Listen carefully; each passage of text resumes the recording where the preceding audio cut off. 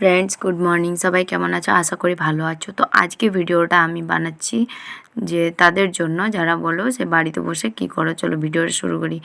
দেখো ওর হেয়ারটা বানাচ্ছি আমি।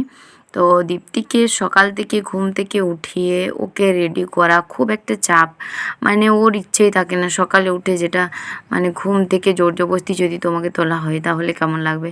তো ওকে যেতে হয়, ওর সাথে আমাকেও সকাল সকাল উঠে ওকে রেডি করতে হয়। তো এটা তো শুধু সকাল টাইমের কাজ, বাকি কাজ তো বাড়িতে হতেই থাকে। তো ওকে রেডি করা, ফাইনালি ওর হেয়ারটাকে বানিয়ে ওকে মাথাটা বেঁধে ওকে রেডি করলাম। তো অনেকগুলো ভিডিও স্কিপ হয়ে গেছে তো বানাতে পারি না। সো ফাইনালি ও রেডি হয়ে গেছে। তো ওকে এবার স্কুল ছাড়তে যাব আমি। স্কুল ছাড়তে এই দেখো গেটের থেকে বাইরে বেরোবে, গেটের থেকে বাইরে বেরোচ্ছে, মাথাটা নিচু করে যাচ্ছে কারণ মুডটা একটু অফ ছিল।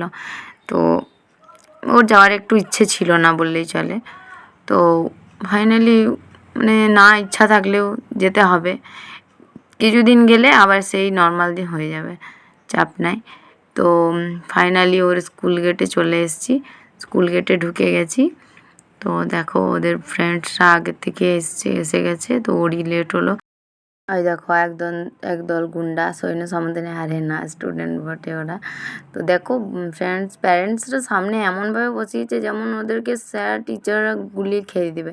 তো সামনেটাতে বসার কি আছে, একটু পিছন দিকে করে বসলেই হয়, ওরা বাচ্চাদের দেখতে সুবিধা হয়। আর ওদের মানে এত সামনে থেকে দেখলে তো অটোমেটিকলি ঘাটটা তো মানে বেঁকেই যাবে, আমার তো অসুবিধা হবে। তো ওদের কি হয় জানি না। তো প্যারেন্টসরা সামনে ভাবে যে সামনে বসালে মানে ওরা বেশি শিখে যাবে। তো চলো আর বেশি দেরি না করে ভিডিওটা আমি শেষ করলাম।